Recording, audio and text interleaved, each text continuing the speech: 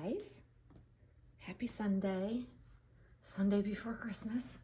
Christmas is creeping up on us. I thought it'd be fun to come on and try on the new snowsuit. Put little Monroe in it. And I want to chat about something as well. But I'm loving this snowsuit. It is so cute, you guys. I think it is the sweetest. So here's the funny thing about Jacquerie sizing. I mean, not a funny thing, I guess. It's not funny. It's that they've changed how they size, not the actual clothing dimensions, but they changed how they've labeled their sizing. So this snowsuit says that it is a 3-month, but the way they're labeling their sizes now, like snowsuits and certain things, is like it's up to 3 months. But when you lay this next to the one that I showed you, the other one that I have, which is the heather gray with the little red and white birds on it, that's labeled as a 1-month size because that's how they, have had it for a number of years. But with the new way that they are labeling their sizes, this is the same size as the 1 month. This is the smallest size in outerwear you can get, like snowsuit sizing. This is the smallest size, and it's the same length, pretty much the same width as the other one that's labeled 1 month. So that's the tricky thing about baby brands when they shift how they size things. Like I've talked about, like, different companies that there are different baby brands that size so differently or run differently. It's like Zara has sized, like their smallest sizes are smaller in dimension over the last 6 months to a year. Jacquerie's just shifted how they've labeled their sizing, although the actual sizing hasn't physically changed. So like, you learn these things as you go along, and I noticed the change and the shift with the labeling of their sizing, and I actually had to call them and ask them because I wanted to make sure I was buying the right size, because with Jacquerie, they do offer a newborn size in certain things, which is smaller than the 1 month size. And then the shift in, movement towards, like, this is technically up to 3 months, but it's equivalent to their previous 1 month sizing for outerwear. Super confusing. So I've literally been trying to figure this out, and I ended up, like I said, just calling and asking someone from their customer service, because I just wasn't sure. And it's a lot of money to spend, and I don't like the whole shipping back and forth and all of that nonsense. Like, I want to buy it, and I want to be happy with it and move on. So let me grab Monroe. Hi, sweet girl. Oh my goodness, you are just the sweetest girl. Okay, so I have Monroe. Hello, aunties. And I'm just gonna lay her in this and see if I can get her in this like I want to. I'm gonna put mitts on her because getting her hands into here, I don't wanna like not have them covered and protected. You are so cute. Oh my goodness. And I was tempted to put her into something else, but I don't want to change her out of this. I love this on her so much that I just don't want to change her out of that yet. I'm just not ready to. So what I'm going to do is make sure that she's got one little leg down in here. And even the other snowsuit runs big, and it's gonna, because it's like an up to 3 month size, but it's actually not all that big on her, as I recall. So this one will fit the same way. Oh my gosh, this is so cute. So there's her little hand. And there's her little hand. But I like that it's roomy width-wise, because she's a chubbier baby, and I depending on the size of your doll, you want to have room so that you don't feel like you're squeezing them into it, especially if you have like This is a nice slim outfit. So it allows for even bigger, fluffier outfits. And ultimately, this is so cute. There's something about a baby in a snowsuit that I just find absolutely adorable. And all of the parts near her face are soft, which I also love. Protection. But she's all up in there. It's on her. You guys. Now, I do have, now if I take her out in this, which I plan to, this is the hat that I had. It's a Jacquardee hat that I have that'll go with this. So that's what I would put underneath this, but you know, for purposes of this video, I'm not putting that hat on her because she's not going to stay in this. But this goes beautifully, which is why I didn't like run out and get another knitted hat. But this is the size 41, I believe, which is the smallest size, and that fits her head really, really well. This is not current though, because I've had this hat for a while, but it goes with this beautifully. So that's what I would pair underneath this. But like, how cute. You guys, how cute. And then to put her in, then to put her in her car seat and then take her out and about. Oh my God, I can't wait. I can't wait. I'm so excited to be able to do that while I'm on break. Oh my gosh. You are so cute. Oh my goodness. So I also wanted to chat with you guys about an interesting comment that there are so many collectors that talk about this on and off as they receive and get weird, odd comments. And I have found that specifically this particular comment, it was by someone outside of our hobby. And it always astounds me. I giggle about so I've been doing more shorts on YouTube, and those seem to be pushed out to the Yulu, into the masses, the general public, not in the hobby. And those things are definitely getting a lot of attention. I get a lot of views on them, depending on which one. And they don't understand what they've come across. They will post the most odd, strange, and very entertaining comments. And I've gotten a couple of them that I thought I would share with you guys, and also ask your insight on and why you think people outside of our hobby actually comment like this or have thoughts about this. So the first one is, I think you need to seek some professional help because this is not healthy. Knowing that it's a hobby.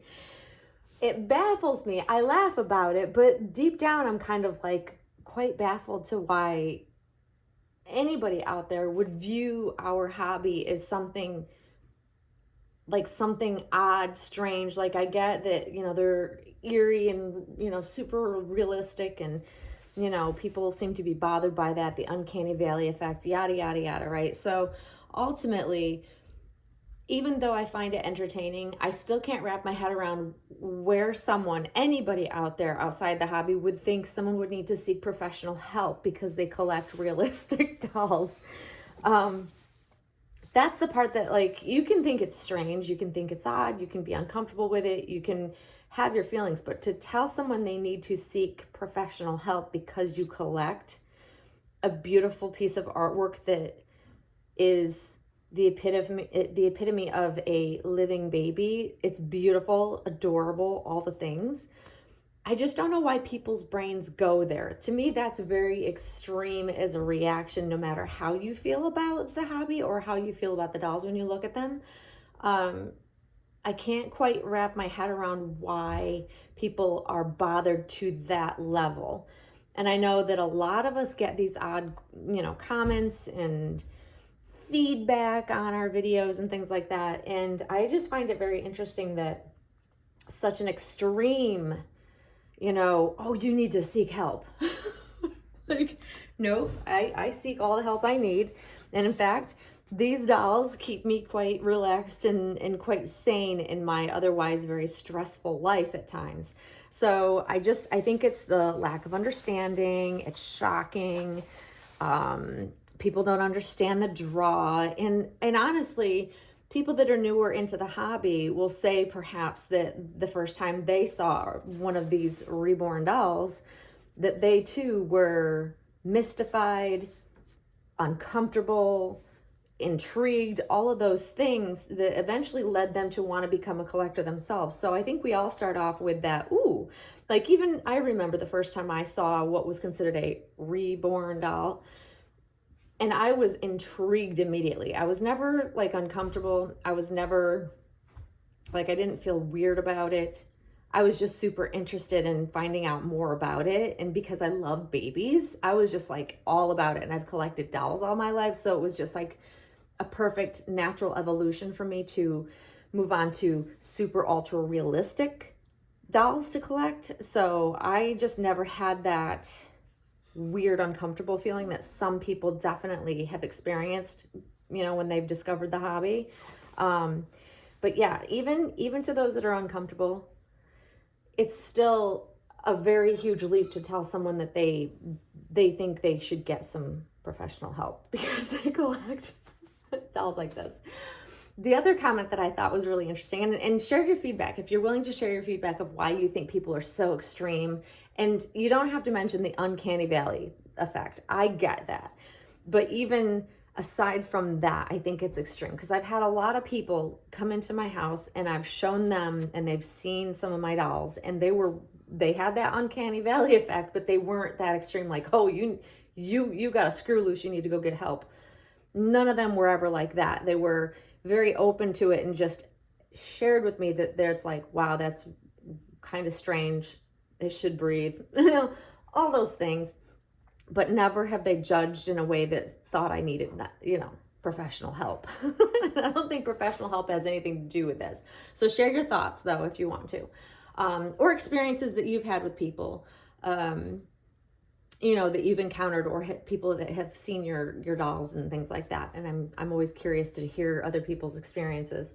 The other comment though, which I find really super funny, is and cute all at the same time, is it was on one of my video shorts, and it was a conversation amongst outside of the hobby, people just commenting under them because you could tell they were not part of the hobby. And one of them, the first one, was like, and here I thought this was a real baby. And then someone underneath, no, this is a collectible art doll. It's a fake baby. And like this interesting conversation of, well, it's well done and it fooled me and all the things. I think those are great comments. And just FYI, I haven't responded in any mean way to any of the comments that get put under any of my reels, my video shorts, my videos from outsiders, because I welcome all comments and I try to most of the time explain if I think it's worthwhile. But I'm never mean to them. I'm never, I don't get pissy with people about it because it really comes from a lack of understanding. And I just find that some of the comments are very entertaining and very interesting. Great for topics such as a video like this. But I thought it was great that even though they didn't understand it, they had to admit that, well, it was a well done made doll because it had them fooled. And they thought it was a living baby and were surprised to find out otherwise. Like comments like that, I always feel like, okay, winning over an outsider or, being able to fool an outsider is always like the key. It's one of the things I love about people that see Monroe in person. They're most uncomfortable because she does fool them and, they're waiting for her to blink, to breathe, to cry, to do whatever. And the artwork speaks for itself. So it's fun when you see feedback and comments from people outside the hobby that confirm that she's so well done, that she looks alive and she can fool people. But I think that's also what draws and brings in new people to our hobby, is that they're like in awe of such a beautiful work of art, such a realistic work of art. Like, to me, Monroe is literally the epitome of, you know, why Claire Taylor is my favorite artist and why she's a master at all realism in the doll world. I think that's wonderful, and what's what I love about her. It's what why I still cherish this baby, because she is so alive. She looks like she should be breathing, and I love the feedback that I get from people within the hobby, but also, like, for me, the true test is like, what do outsiders think, right? You know, it's just fun. It's fun. It makes me giggle. It makes me want to chat about it and share it with you guys, because even though people outside of our hobby don't understand the hobby, I think they're trying to figure us out, but they can still appreciate a true work of art, and that I love. So yeah, you'll have to let me know your thoughts. Feel free to share some of the oddities of comments that you probably have gotten if you make videos or share pictures on social media. You know, it's always fun to share those interesting comments. And like I said, I don't ever feel offended. I don't ever feel bothered by them. I've seen it all, heard it all. It really doesn't bother me. Even if people are kind of rude, doesn't bother me, because I know it just comes from a place of, you know, misunderstanding or just not knowing. You only know what you know, right? And it's fun. It's a big part of why I like to share openly on social media, I guess you could say, because I'm always trying to, like, make this hobby mainstream. Like, that's my true goal in life, I think, is to make this more mainstream, so it's like acceptable to the masses. When they see these, they're like, oh yeah, that's a reborn doll, you know, and it's not that big a deal. Like, most of us have experienced that people are like, oh, shock and awe, clutch your pearls, this is just crazy, oh my gosh, you need to get help. I'm trying to eliminate responses like that, you know, and judgments like that there's nothing wrong with it. It's a beautiful hobby. It's a beautiful hobby that should be respected, and even if you don't agree with it or don't understand it, that you at least have the respect of understanding that it is a work of art. You know, someone's heart and soul went into making these dolls, right? And they should be appreciated, even if you don't understand or completely get why people collect them. That's all I'm saying. That's all I'm saying. But anyways, guys, let me know your thoughts on what you think of Monroe and her little snowsuit. I think it's absolutely adorable, and I can't wait to take her out. So I will plan to take her out in this. I'll bring you guys along. That is the goal of while I'm off on break, is to take her out and about and take her out in her snowsuit. But let me know what you think of her snowsuit, her new snowsuit. I think it's adorable. And I hope you guys are all doing well. Hope you're all ready and prepared for Christmas. It is like currently 10 degrees out here, and it's a winter wonderland with lots of snow, and it's going to be that way and through all of next week. So I'm just going to embrace it and enjoy it while it's here. And it just makes me want to snuggle her even more. Makes me want to take her out in it even more, because it's just like the cutest thing with all the blankets and all the stuff you keep the baby warm. Oh, I can't wait. I'm going to bring you guys along. It's going to be fun. But anyways, guys. Oh, one other thing. I lied and said I wasn't going to dress her in anything that's Christmassy, but I do have an outfit I think I will dress her in. If I can bring myself to take her out of this current outfit that I love so much that she's wearing, I may put her into a Christmassy outfit for you guys. So stay tuned for that. Please feel free to share your comments below. I'll be curious to see and hear about your experiences with interesting comments. And until next time, guys, I hope you have a great rest of your Sunday, and we'll see you very soon. Thanks for watching, guys. Bye-bye.